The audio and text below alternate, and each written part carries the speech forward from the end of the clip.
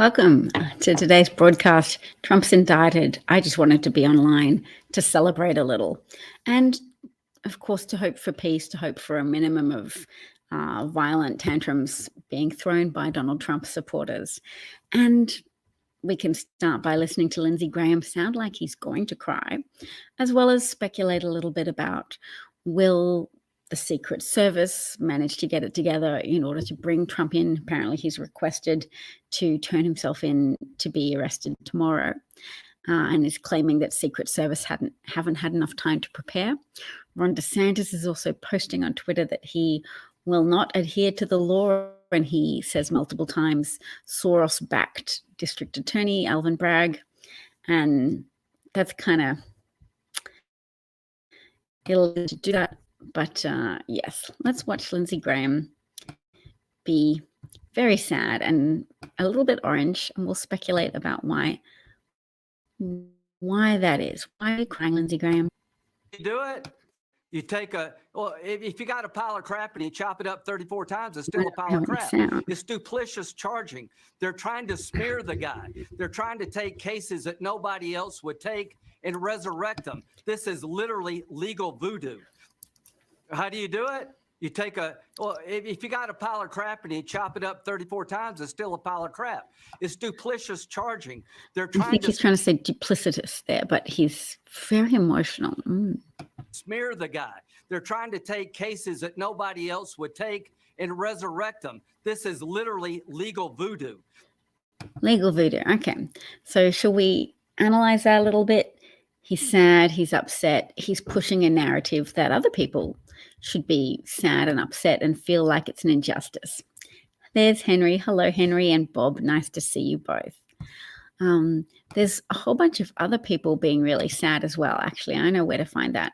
Chuds, an account on Twitter called Chuds of TikTok, has been collecting MAGA tears this evening on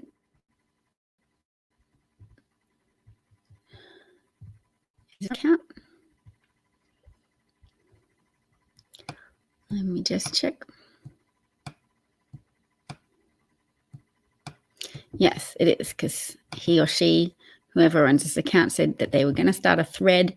So here are some more MAGA people being very sad and also very confused about the details. All right, TikTok Patriots, here we are. I'm in the middle of a move right now, moving to my new place, but Donald J. Trump has been indicted. Indeed he has. This is it, everybody. This is the moment we've been waiting for. I think it's time that the Patriots come together on this, because this is now, to me, this is an act of war.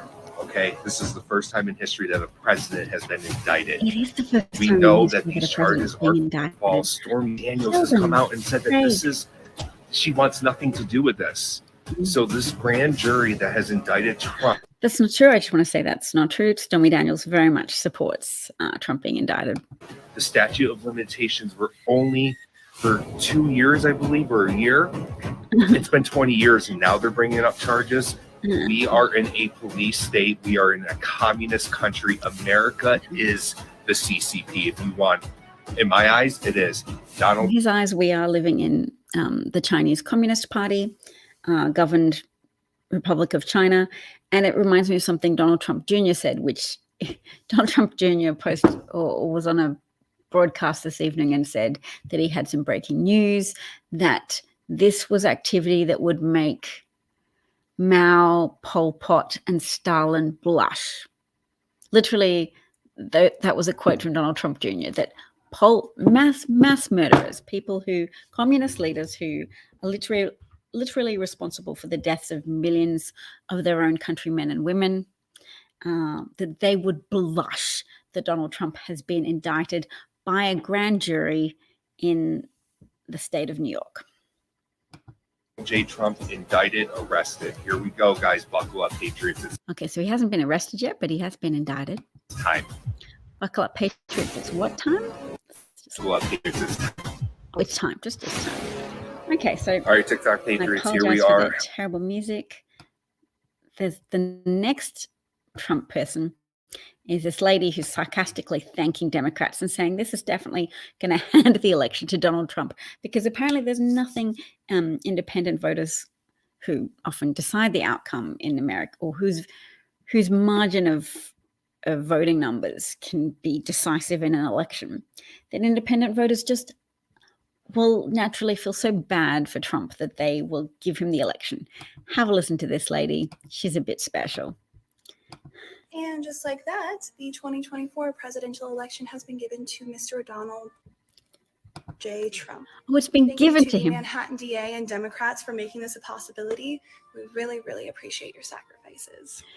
It shows how powerful they think the narrative and branding is, that they keep saying this self-fulfilling prophecy of, oh, Donald Trump's definitely going to win the election because he's been indicted, because there are multiple investigations of his manifestly obvious criminal activity.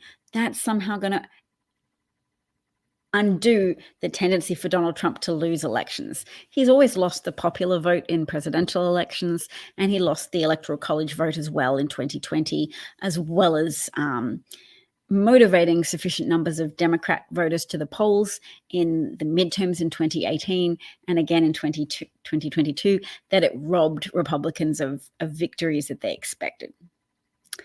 Bob posted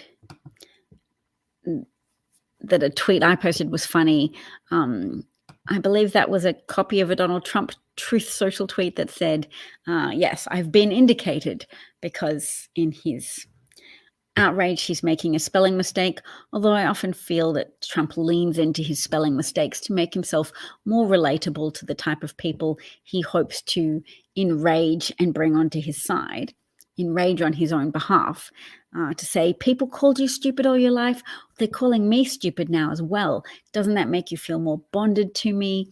I represent you, I'm your voice, I am your retribution, as he told people at the CPAC conference. So that was that lady. Is there another one? Oh yes, this gentleman also thinks that it's really going to be very energizing for Trump voters. I'm only going to listen to it to laugh at it, honestly. If this upsets you, my apologies, but we're all going to be dealing with the fallout from Trump voter reactions. What we do have to remember is a majority of Americans are still sane. A majority of Americans want safe gun laws to protect children and to protect themselves and their communities, to make it compulsory to have background checks in all states, because currently almost half of American states you can purchase a gun in a private sale and not have to undergo any background checks, no obstacles whatsoever to purchasing a weapon if you're purchasing one in a fit of rage and you have antisocial tendencies and want to murder family members or murder members of the public, or murder innocent children in an elementary school, a middle school, or a high school.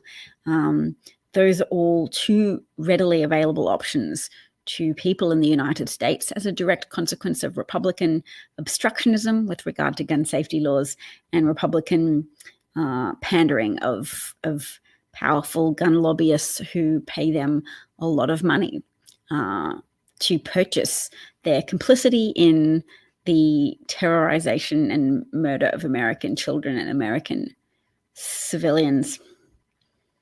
Yeah, so not only are Republicans terrible for the homicide rate in the United States, they're also terrible for the economy. They're potentially going to sabotage raising the debt ceiling and appear to want to plunge not only the US economy, but the global economy into crisis and depression. That's one way to respond to not being in power, but it's a bad way to respond. So the more people that recognize and reject Republican bad policies, the better.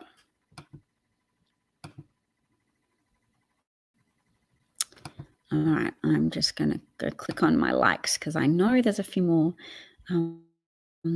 we can go through.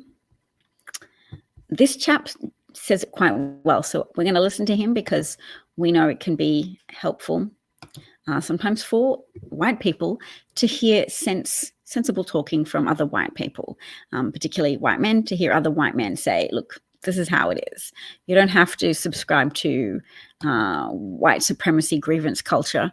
You can, folks, it happened. You can appreciate that we're all the human race and that we have better outcomes for ourselves when we work together, when we're more cooperative, when we're better socially adjusted, when we have the capacity to share and to recognize that an element of social safety nets is not only moral, it's also an economic good, that helping people not fall into a spiral of poverty where they can't access medical care, they can't feed their children. None of that is desirable. None of that helps build a functioning society, and in fact achieves the contrary.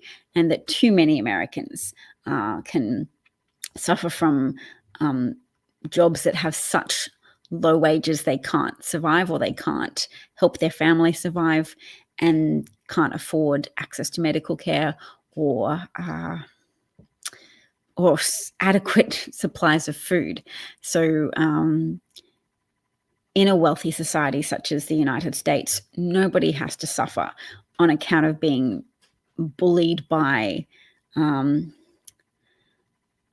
ideologues who subscribe to a type of destructive vulture capitalism that doesn't help people build wealth, but in fact just segregates society into a hierarchy of people who can purchase political power and distort democracy, and then people who are tricked into putting up with it, either by becoming overburdened by defeatism, or just get so frustrated they give up, or are tricked into sublimating their anger and frustration into hating minorities, resenting Black people, resenting trans people, resenting gay people, and despising all those types of groups, and then building an identity of false unity, false patriotism, false piety around being a white Christian nationalist who venerates Trump as a false idol.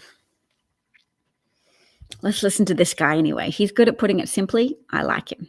Donald Trump has been indicted. That's right. For the first time in American history, a former U.S. president has been indicted. And I know we're going to get this big, giant flow of MAGA tears all saying that it's just one big witch hunt, that it's all just political theater. It's just all the Democrats trying to derail him from running for president. It's just one big conspiracy theory. That's all we're going to hear from them. But let me cut right to the bottom line and tell you all why Donald Trump was indicted. Donald Trump was indicted because Donald Trump is a criminal who broke the law. Yeah. It's that simple. Now, I'm very glad to see that he was indicted for paying off a porn star using his campaign money. But I would be happier to see him indicted for inciting a violent insurrection against his own country, for trying to overturn an election that he lost, and for trying to overthrow the government. I would love to see him have to pay for all of his crimes, and that one being at the top of my list. But how many times growing up did you sit and watch presidents take the oath? How many times did you watch the inauguration? They lay their hand on the Bible, they raise their right hand. I solemnly swear to uphold the Constitution. Donald Trump took that oath and then completely ignored it. He completely shit all over everything that it stood for. So this is Donald Trump paying the price for that. That oath was put there in place to hold people like him accountable. Otherwise, why are we doing it? If Donald Trump is not held accountable for everything that he done, not just the porn star, but every damn bit of it, if he's not held accountable, then why even have the Bible there? Why even have anyone raise their right hand? Why have anyone take an oath again? I hope we see this might be truly the beginning of the end for Donald Trump. We'll probably never convince his flock, but they broke it and they bought it. You ever been in an old antique shop and you see a sign that says, if you break it, you bought it? Well, the Republican Party bought Donald Trump and broke themselves. It's their fault. Let's just sit back and watch it burn. They bought Donald Trump. They broke themselves.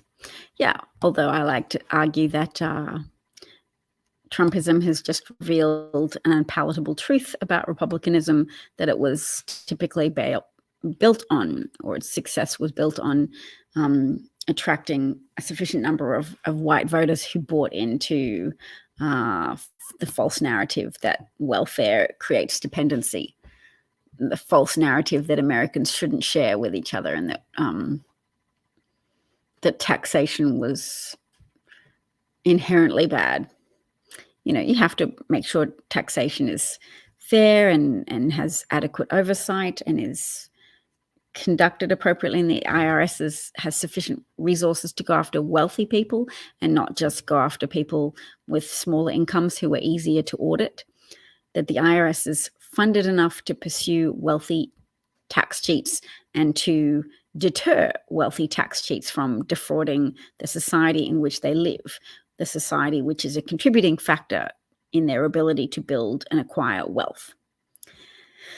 So yes, Lawrence says this evening, we are now living in a very consistent pattern in the history of American law, and that is that every president in history who has ever paid off a porn star has been charged with a crime.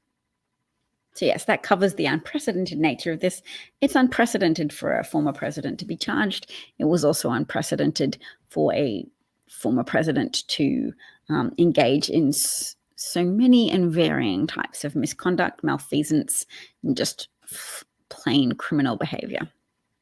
Defendant, but Dan Goldman, we have now arrived at Defendant Trump, criminal defendant Trump. Criminal defendant and we Trump. are living now in a very perfectly consistent pattern, history of American law, and that is that every president in history who has ever paid off a porn star has been charged with a crime. Well, Oh, they were laughing. That's fun. Nice. Nice work.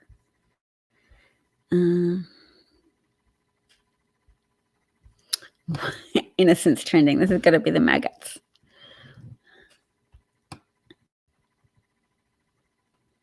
Look, yes, they're reminding us of, Christopher Webb is reminding us that Donald Trump paid for himself a full-page ad calling for execution of the exonerated Central Park Five.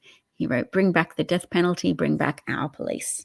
Typed this whole full-page rationale of why the innocent young people should be executed. Wow, so Keith Boykin contrasts Dan Bongino on a stop and frisk policy that ensnared 500,000 innocent black people in 1 year. He called that a brilliant strategy. But Dan Bongino on one rich white guy being indicted, I don't really feel safe right now living in this police state. It's 18 seconds. That's easy. Listen, I don't really feel right now living in this police state. I mean, we're in a police state. I'm not even arguing this with the, liberal zeros out there who watch this network all the time. I mean, some of them, their only job is to watch our shows, which is kind of humiliating, but that's for another day. Okay. Listen, he didn't say safe right now. He said he doesn't feel right now.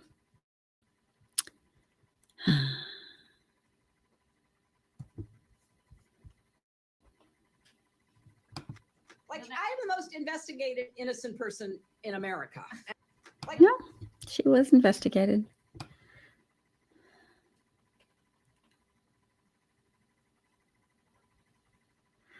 Perhaps now is the time for all patriotic Americans who own assault weapons to donate them to Ukrainian soldiers.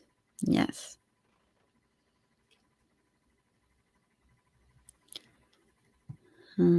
Officer-involved shootings. A man was killed at the wrong home and was a custodian at the local school. That's sad. Any joy from me, says Muller, she wrote, host Alison Gell. Any joy from me is a celebration that no one is above the law. I think it's okay to be happy about that. It's a somber day, and Donald is presumed innocent until proven guilty, but I am celebrating the rule of law today. Sure, in the court system, he's presumed innocent until proven guilty, but the court of public opinion has heard a lot of evidence over the years. We've heard that Trump's individual won. We've seen his lawyer go to jail, spend time in jail on these same charges that federal records, well, we don't know what the charges are, but presumably on the same charges. Michael Cohen spent time in jail for falsifying federal records, for lying about why he used a mortgage credit line on his own home to take out $130,000 and give that to Stormy Daniels days before the election, when she could have helped build on the momentum of the topic that Donald Trump had admitted to sexual assault by saying, yes, he cheated on his wife with me when his infant son was a few months old, and then used his media connections to kill an interview that she had done with a magazine called In Style some years earlier. So she had renewed confidence in telling her story just before the election because of the release of the Planet Hollywood Access, Hollywood Access tape. Oh, and the shaman, the insurrectionist shaman's been released early from prison. Why? He's under house arrest. All right. Bill Crystal says, okay, I'm sick of all the pretend indignation by Republicans terrified of Trump and or Trump supporters. I dare them all. Say you believe Trump is innocent. Yeah. Oh my gosh. And Florida just approved permitless carry days after 6 innocent people, 3 innocent children and 3 innocent teachers and educational staff were murdered in a mass shooting in Tennessee, Florida. Approved permitless carry. Anyone can carry anywhere without a permit or any training. You can carry a concealed loaded weapon without a permit. So basically a move that guarantees innocent Floridian children will die. More innocent Floridian children will die because we already saw the Parkland shooting in which multiple teenagers lost their lives on Valentine's Day. Also, Fox News claims that Trump is innocent of all 34 charges. The specific charges have not yet been announced, and they want to talk about Hunter Biden instead. Hunter Biden, whose laptop was presumably part of a October surprise, purposeful hacking and propaganda amplification operation by a variety of co-conspirators, Rudy Giuliani, who is involved with various Russian agents. This is a sarcastic account, the New York Times pitchbot. He writes, opinion, I'm a Republican who thought Hillary should have been summarily executed, but now I think an indictment is merely an allegation and everyone is innocent until proven guilty.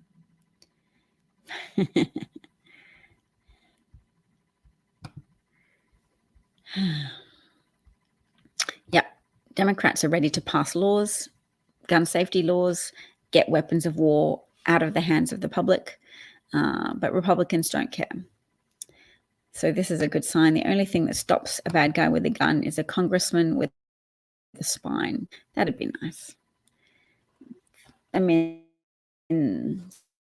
Congress did pass a bill signed this year that was 26 years gun safety laws had been passed, I believe. So it was one step, but more needs to be done to protect Americans and American children from the scourge of being sitting targets for sociopathic or mentally ill and antisocial people with access to powerful weapons, with bullets that make grapefruit-sized holes in human flesh and bone.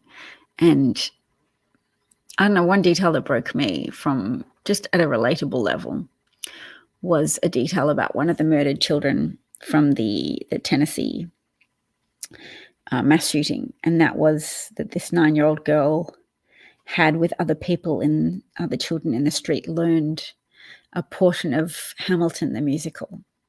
People who watch my broadcast regularly will know that I'm attached to that musical. I watched it during the Trump years, and it meant a lot to me, the learning about some parts of American history or being inspired to jump off and learn more.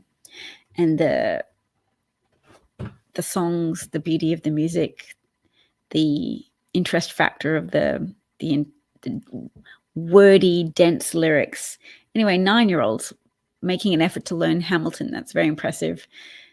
That was one of the little girls who was slaughtered. She spent time learning Hamilton and performed it with some of the kids in her street, performance for a neighborhood performance.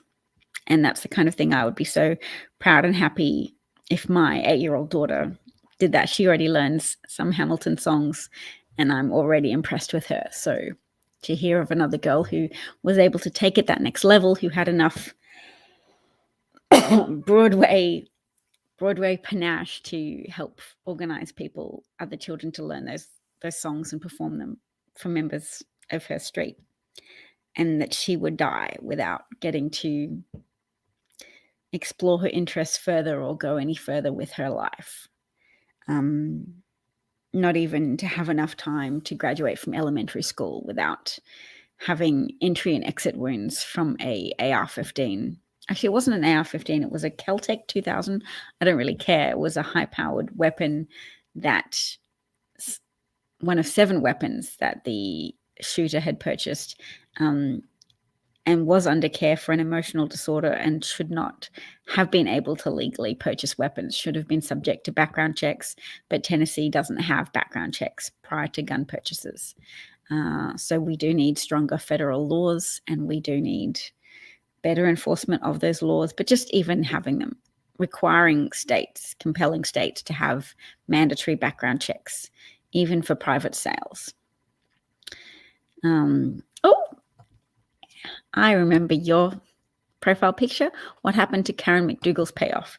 Didn't she just... Do you mean what happened to an investigation of Karen McDougal's payoff? Because presumably that's still going. That could be part of the charges. Did I say hello to Craig and hello to Sheldon? Because if they're still there, if they come back later, hello to you. It is a happy day. Okay.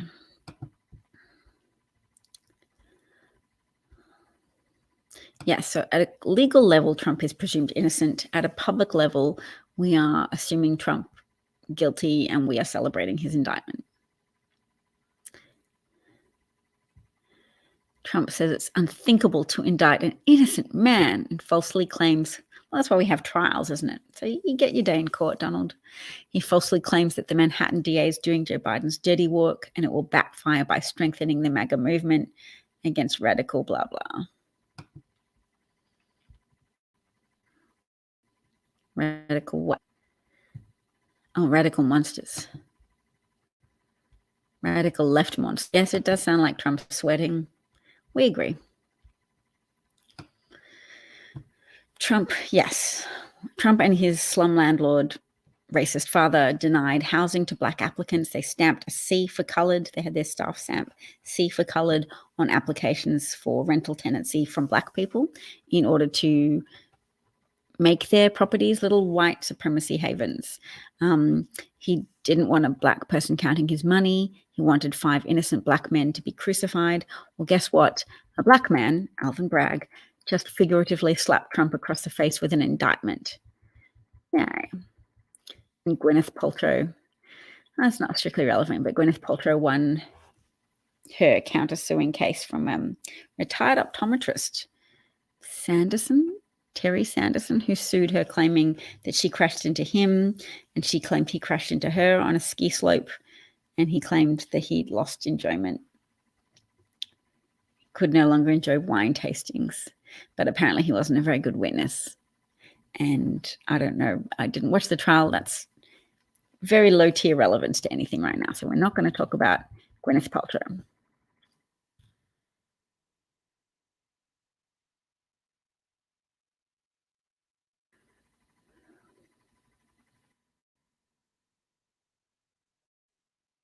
Yes, police from Uvalde were scared of the shooter having a battle rifle. They had AR-15s too, but it doesn't matter. It doesn't matter if you have a handgun or an AR-15. If you have a shooter with the element of surprise and a willingness to kill, those guns can pierce through a police officer's safety vest or bulletproof vest. They can be pierced by the turbulence and velocity of an AR-15 hollow point bullet. And they were scared. Those police officers did not feel like risking their lives to save children. There were braver officers acting faster under the direction of brave people in Tennessee, but even so, there's still 3 innocent children and 3 innocent adults who lost their lives, whose lives were stolen, whose families' peace and togetherness is shattered, a community whose innocence is snatched, who will be grieving and trying to make sense of the world having encountered such cruelty that is facilitated, cruelty that is enabled by Republicans willfully misinterpreting the Second Amendment, willfully disregarding the first 4 words, a well-regulated militia. There's no part of America's current system of gun laws that is well regulated, and that is something we should be repeating over and over again because repetition helps messages sink in. A well-regulated militia, go back and read the Second Amendment, actually read it, and stop purposefully overlooking it to gratify your own Bruce Willis fantasies that you might one day encounter a mass shooting. They want there to be guns proliferating so that they can be Bruce Willis in a Die Hard movie. And that fantasy, indulging that fantasy, is costing the lives of American children who deserve better, American children who the greatest cause of death now of children and adolescents in the United States, it's no longer car accidents, it's gun violence. It's people having access to guns when they shouldn't because they're a danger to themselves and others. And those circumstances heighten our need to attend to the first part of the Second Amendment, a well-regulated militia. Pardon me. I've got to go to bed. But thanks so much for listening. And take care, everybody. All the best. Have a great indictment evening.